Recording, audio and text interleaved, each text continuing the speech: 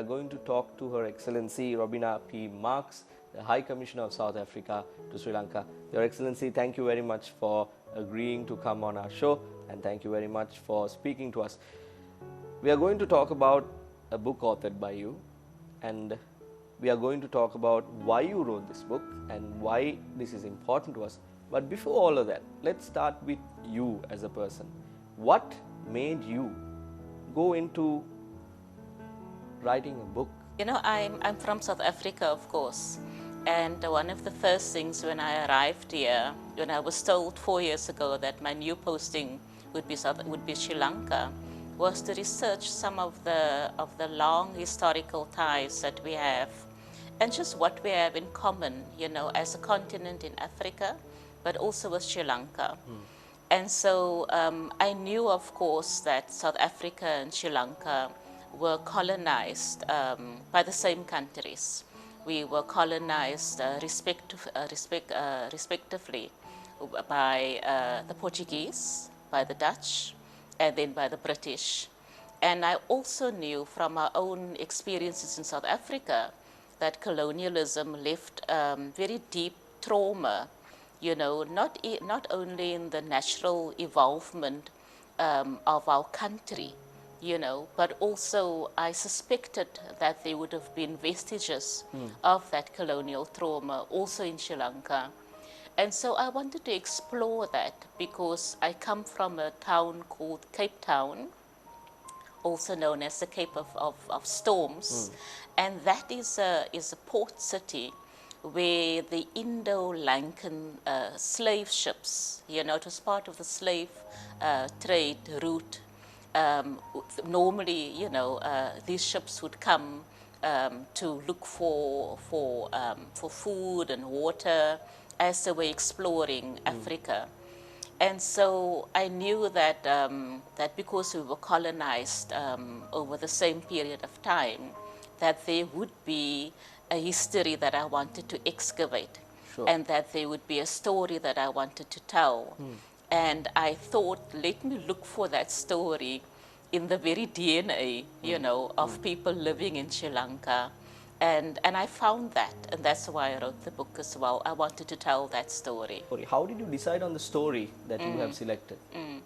Well, when I came here as well, you know, I discovered that there was a community of people who looked very similar to where I come from, you know, and generally just looked as if they came from the motherland, which is Africa, which has also been described, of course, as the cradle of humankind. So clearly people have been cradled from Sri Lanka and somehow birthed, you know, in Africa. And I wanted to understand those roots. And so we have had a very long relationship with a group that is commonly known as the Ceylon Manja group. And they are people who carry, because when I talk about DNA, I talk about cultural DNA, I talk about cuisine DNA, you know, I talk about a way of life DNA that derives from ancestors and from ancestry and from the motherland, Africa. And so what I did was that I began to work with this group. And I discovered that a community that was very proud of their heritage and their history, but they didn't know exactly, you know, how the story came together, and they couldn't explain to me, you know, as a narrative, you know, how did they come to be in Sri Lanka, and what are some of the issues that they face in Sri Lanka as well. And so I wanted to explore that with them. And so as an embassy, we took them to South Africa. We took some members of the group to South Africa because they have never, you know, they've never traced back the route to where they came from. Because of course they don't only come from South Africa, but also from the entire Southern Africa. And this is, we're talking about more than 400 years ago. I think one interesting thing which I think has a contemporary relevance as well is the issue of colourism. Because when the group came to apply for their visas, they were asked to self-identify who they are. Right. And they used a very unfortunate term to self-identify. They describe themselves as Kafirs. Now, Kafirs is a racial slur in the same way that Kalu, or the Sinhalese word is a racial slur. And I had to explain to them that this word is deeply offensive and is part of hate crime speech in South Africa, and they would probably get arrested, if they use that term.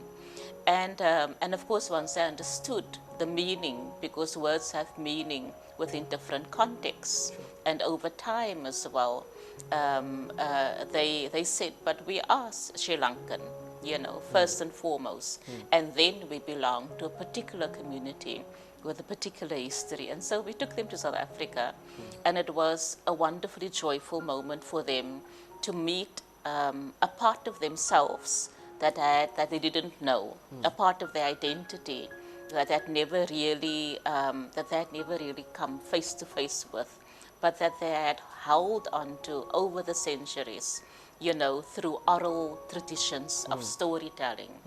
And I wanted to capture that story. Your Excellency, when you come and look at this book that you have put together, you have of course had a lot of this story is a unique story, I must say. Now, but yet you have decided to start from the very roots. You have decided to go down to the level of the children. And colorism, these racial issues are very complex, very serious issues that even sometimes adults do not properly comprehend and understand. Why did you decide to go down to the level of the children and then start from there and come up? What was your thinking behind that? I was led by something that the father of our nation, Nelson Mandela, said. He said that if children can be taught to hate, if adults can be taught to hate, they can also be taught to love. And I wanted to break down that message into for children, that they understood that all of us are equal, that we are all worthy of respect, that it doesn't matter what the shade or the color or the tone of our skin is. And I wanted them to understand that words like Kalu hurts, I wanted them to understand that if you make fun of someone, or you look down on someone because of the color of their skin, that is something that is wrong. And I also knew it's a value that is inscribed within the very life of Sri Lanka as well, that we respect our diversity as a country, and that we value the contribution of every single person and culture, religion, etc., within this country.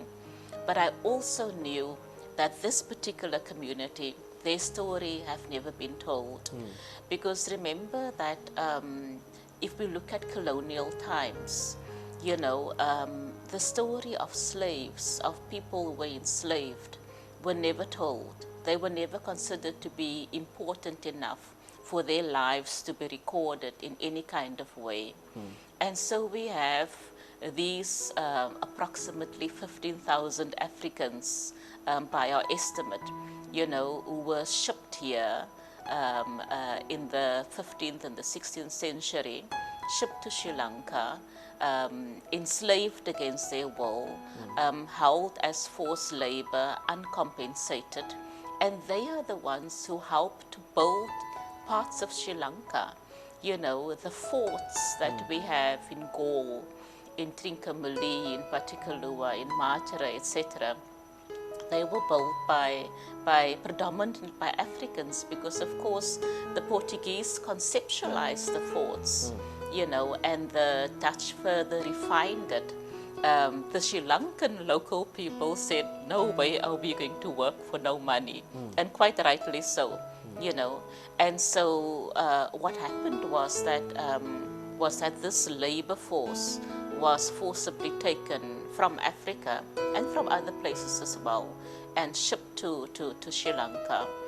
And so I wanted to excavate that story, and I wanted to dignify, the memory and honor the and the contribution as well of Africans to the Sri Lanka that we have today. And so started a very long journey. You know, I spent lots of time helped by the Gaul Heritage Foundation, I must say. And part of the story that they told me as part of their research was that one of the biggest car parks in the Gaul Fort, you know, is the location where hundreds of African slaves were buried. And the first time I went to stand on that car park, you know, my heart just clenched within myself, because burial ground is sacred ground for anyone. It doesn't matter who you are. Sure. And yet there was nothing that recorded the contribution, you know, of Africans to the fort and to bridges and to the many churches that was built in Sri Lanka. And so I wanted to tell that story. Coming to the story itself, Your Excellency, unfortunately, veteran author Sibyl Wettasinghe is no more with us, but you have had her support as well, and there is a beautiful message in this book from her to all the readers and to everyone in general about the story that you have decided to write as well. I wanted to start our second half from that point. The support that you received from Auntie Sibyl, as we all know her. Why don't you tell me a bit about that? You know, firstly, let me express my sadness and my condolences to the millions of Sri Lankans who grew up with the books of Auntie Sibyl, and who loved her gentle storylines, her beautiful illustrations, who loved the joy that she brought to their lives, you know. She is someone that I met almost 2 years ago. I heard about this wonderful pathbreaker, you know, this woman who broke barriers, this woman who was the first and the foremost female illustrator way back in the 50s. And I wanted to meet her. So I went to meet her because I wanted to honor her. A lot of my work in Sri Lanka has been around the empowerment of women and encouraging leadership, you know, amongst young women. I went to meet her, and we were talking about ourselves, and I said to her, I'm doing the story. And to my enormous surprise, you know, I can still see it, you know, I said to her, Auntie Sibyl, I'm busy writing the story. And I told her the story, and she clasped her hands together, and she said, I must do the illustrations. And I said, Auntie Sibyl, you are 91 years old. You need to rest, you know, you've earned, you know, a little bit of peace. And she said, no, I want to do the illustrations. I said, why is it so important to you? Because, you know, it's important to know what drives people. And she said, you know, I am a dark-skinned girl. I was a dark-skinned child. And children used to call me Kalu. And they used to tease me, and they wouldn't play with me. And they used to say to me that they wouldn't play with me because they were worried that my color would rub off on them. And I was very sad about this, and I went to my father, and he said to me, you are a precious jewel, and I love you very, very much. Ignore them. And this is why I must tell the story, because she said this story is also my story, and I want children to know that they must love each other and that they must care for each other. And so you can imagine that my heart, I mean, I just knew immediately that we found the perfect fit between a wonderful, relevant storyline and an illustrator who also understood what it meant to feel different, you know, to feel that somehow because of the color and the shade of your skin, to be treated differently. And that's how it started. We spent so many days, you know, just talking about the story, discussing the type of illustrations that we wanted. But I must say, I was dealing with a consummate professional. You know, she knew exactly what kind of message she wanted to portray with the illustrations. Because remember, she has written more than 200 books already.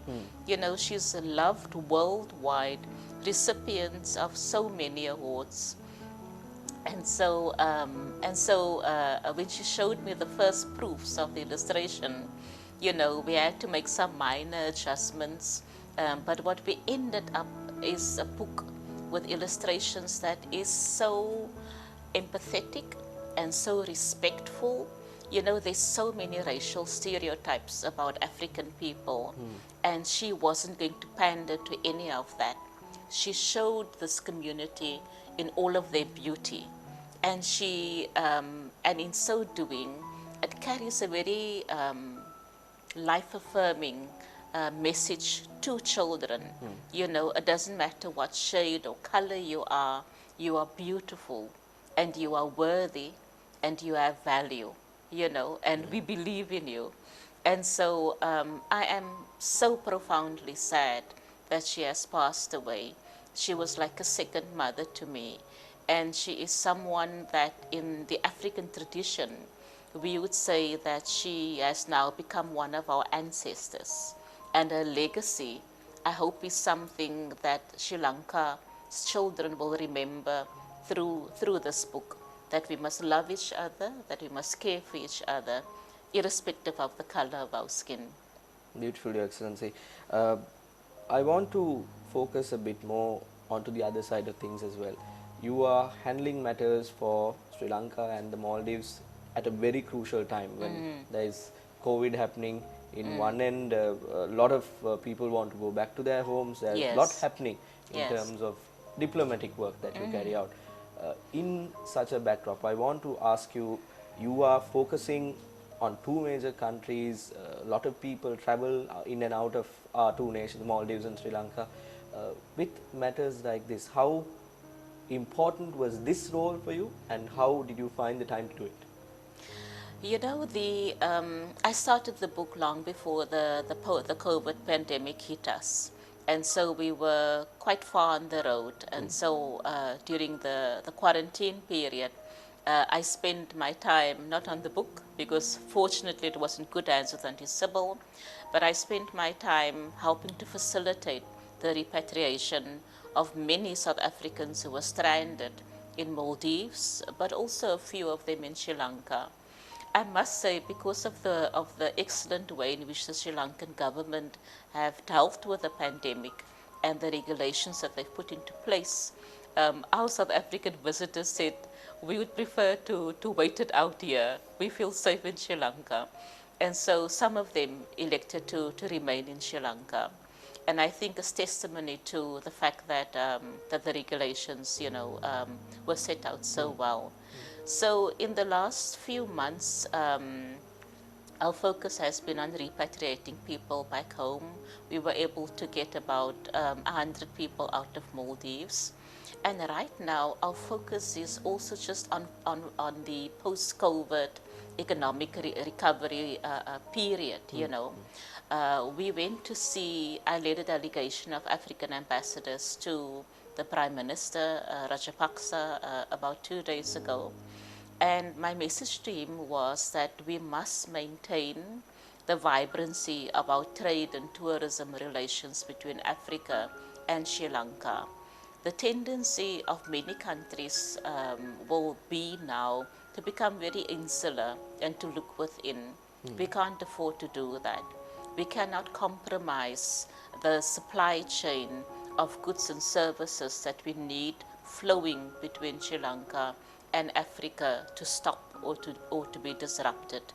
And so our message right now is that let's look at the transformatory potential that sits within this post-COVID period. Can we do more in the area of health diplomacy, for example? Can we share some of the innovations that you, for example, have, around traditional indigenous medicine that has been used so effectively? People believe in the treatments, in the traditional treatments in Sri Lanka with good reason, And so can we collaborate? Can we find new areas of collaboration? I am confident that there is a very strong commitment to maintain the vibrancy of our trade relations, and because Sri Lanka has such low numbers you know, from the pandemic, you know. I'm confident that we will be able to get tourists back to Sri Lanka again soon. Thank you, Your Excellency, for your time, and thank you for this and leaving this with us in Sri Lanka. I'm told you are about to go back to your motherland in a short time after this lockdown ends. And thank you for your service, even though you have been ambassador, high commissioner from a different country. You have been a part of the Sri Lankan culture and Sri Lankan work as well. So, on behalf of us, thank you for the work that you have done here as well. Thank you very much. And I must give my enormous thanks for the financial contribution of the Capital Maharaja organization. Without their belief in this project, without them recognizing how important it is to celebrate diversity and to fight against colorism within Sri Lanka, this book would not have been possible. So an enormous debt of gratitude that I owe to the Capital Maharaja organization. Thank you very much, Your Excellency.